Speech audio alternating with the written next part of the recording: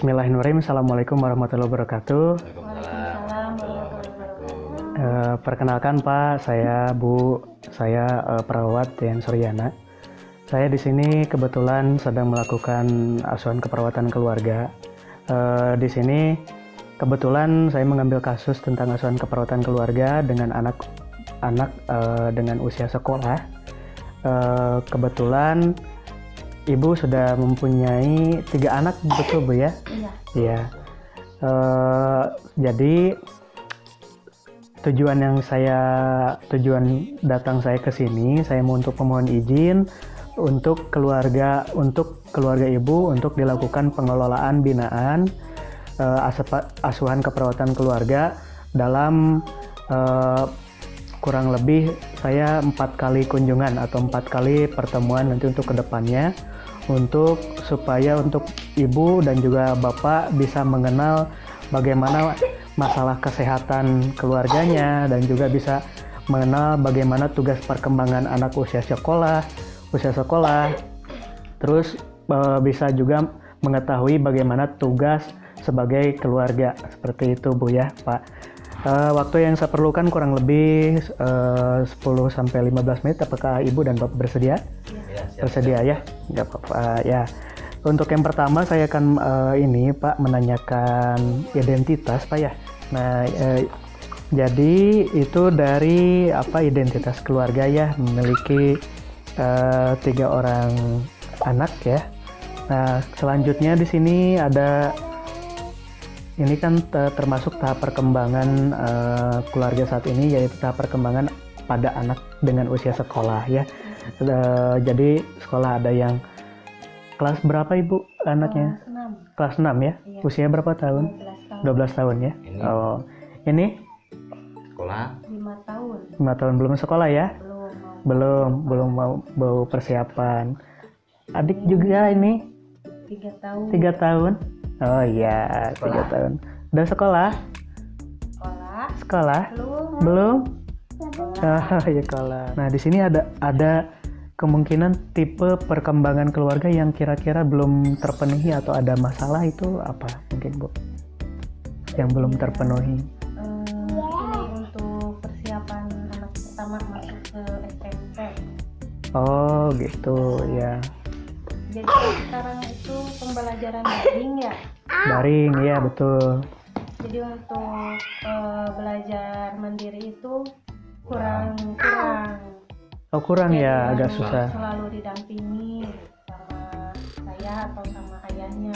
Hmm. Sedangkan kita berdua kerja, jadi untuk meluangkan waktu itu Sulit.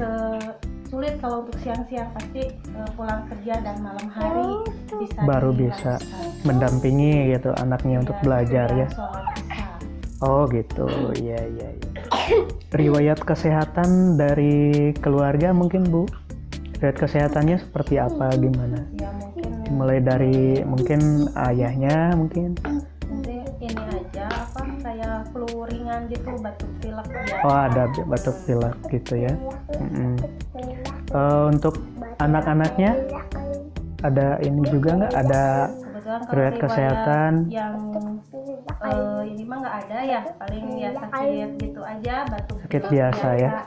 Oh, paling beberapa hari juga sembuh. untuk keluarga. Nah, bagaimana sih Bu untuk pola komunikasi di dalam keluarganya?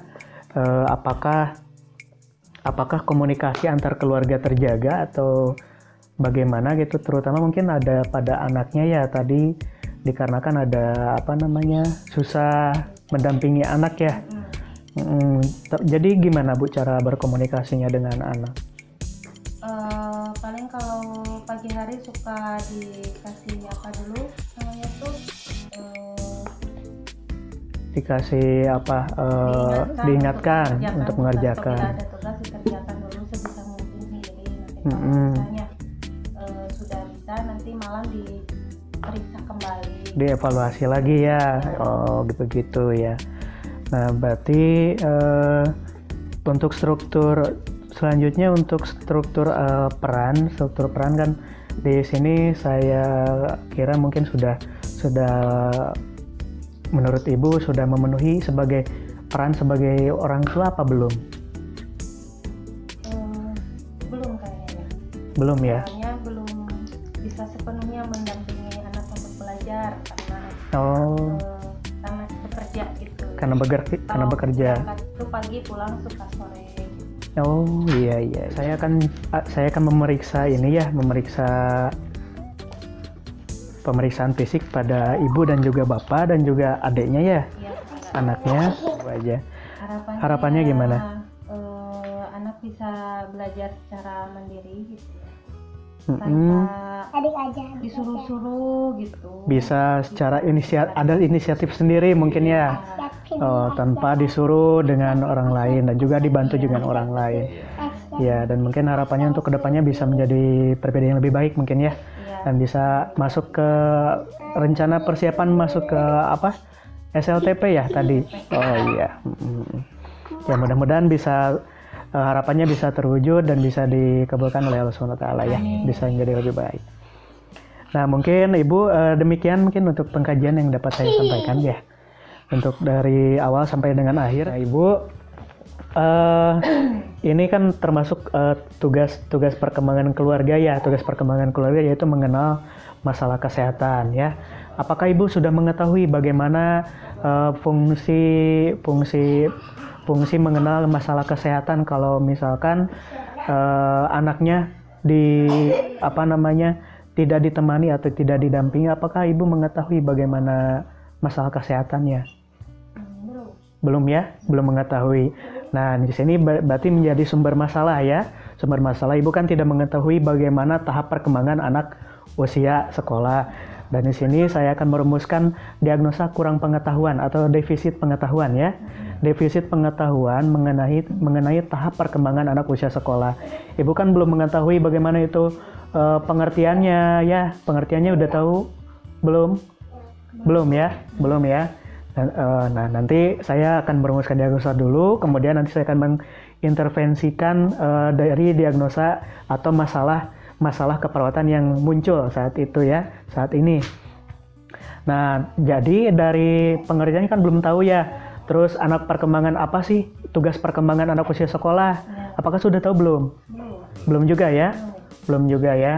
Nah, terus apakah perilaku yang menyimpang dari anaknya?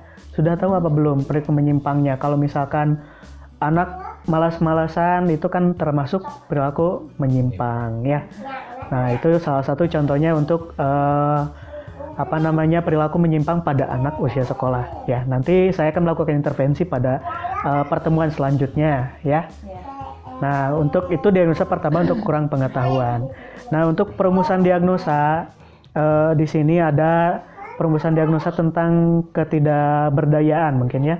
Ketidakberdayaan mengenai tugas yang diselesaikan ya, tugas ketidakberdayaan pada anak terutama tentang mengerjakan tugas. Ya, mengerjakan tugasnya kan belum secara mandiri. Ya, itu berhubungan kurangnya interaksi mungkin ya.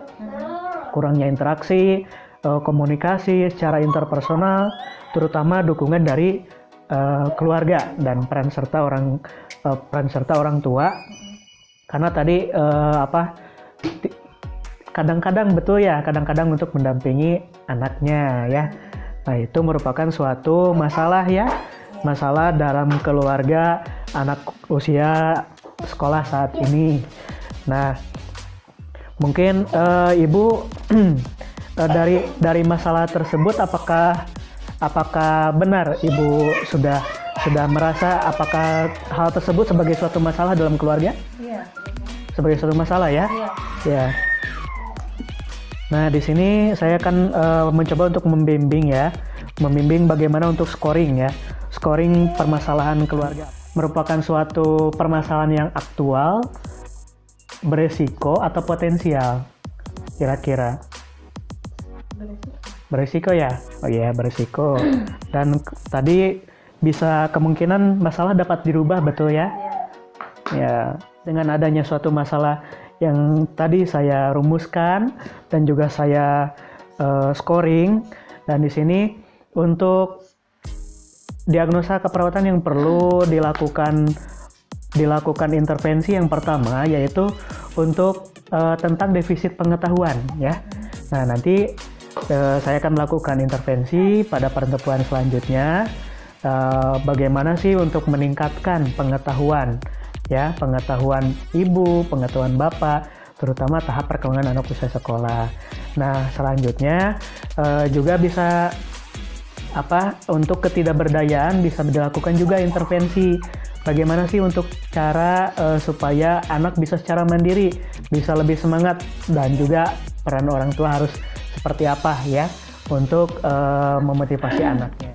Baiklah, kita mulai untuk penyuluhannya. Di sini ada materinya ya. Bisa Bapak dan Ibu juga bisa baca ya. Ya. Ada materinya. Ini buat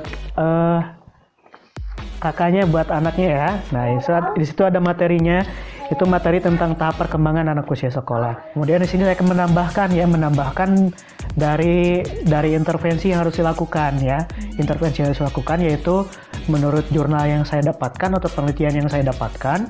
Jadi orang tua itu harus melakukan pengawasan pada anak, terutama pada pengawasan kecanduan bermain gadget ya. Gadget atau bermain smartphone.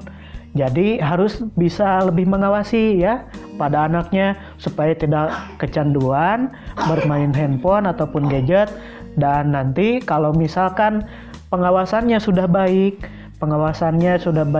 kepada anaknya, insya Allah anaknya tidak kecanduan dengan gadget ya, tidak kecanduan dengan gadget atau smartphone. Jadi manfaatnya mungkin sudah tahu ya, seperti apa mungkin manfaatnya? Jadi bisa meningkatkan belajar. Ya, kalau misalkan ibu dan bapak mengawasi anaknya tentang kecanduan bermain handphone, bermain game juga ya. Nah, itu dari hasil penelitian yang saya dapat, dari hasil orang lain penelitian yang saya dapatkan, saya baca, dan itu salah satu intervensi ya yang harus dilakukan pada tahap perkembangan anak usia sekolah. Masuk pada tahap evaluasi ya.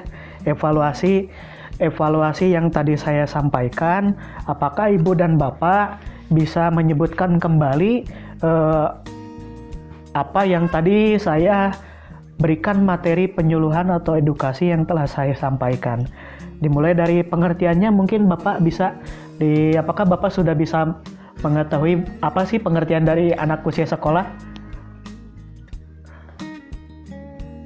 Anak usia sekolah? Anak usia 6 sampai 12 tahun. Oh, anak usia 6 sampai 12 tahun. Ya, sudah benar ya. Tadi tugas perkembangan anak usia sekolah sudah tahu? Iya. Coba disebutkan. Jadi tugas perkembangannya bisa baca ya. Bisa membaca, menulis, berhitung, gambar, ya betul. Kemudian bisa bersosialisasi dengan teman sebaya, ya bagus. Berarti sudah bisa menyebutkan ya bagaimana tugas perkembangannya meskipun tidak semuanya. Kemudian tugas sebagai orang tua dalam perkembangan anak usia sekolah. Tugasnya harus seperti apa? Yang sebagai orang tua. Memberikan perhatian pada anak, kemudian lalu berkomunikasi, betul ya. Kemudian mendampingi ya. Belajar. Betul. Ibu sudah baik ya, sudah baik sekali, dan juga Bapak sudah bekerja sama dalam edukasi dan juga penyuluhan tentang perkembangan anak usia sekolah ini. Mudah-mudahan materi penyuluhan ini bisa bermanfaat dan bagi Bapak dan juga bagi Ibu, dan juga bisa diterapkan pada kehidupan sehari-hari. Mungkin sebelumnya apakah ada yang tanyakan sebelum saya tutup? Udah cukup ya? Ya. Mungkin saya cukupkan sekian. Kita tutup saja dengan bacaan hamdalah bersama-sama. Alhamdulillahirabbil alamin. Terima kasih atas kerjasamanya Ibu dan Bapak ya. Mohon maaf bila salah kata. Wabillahi taufiq wal hidayah. Wassalamualaikum warahmatullahi wabarakatuh. Waalaikumsalam.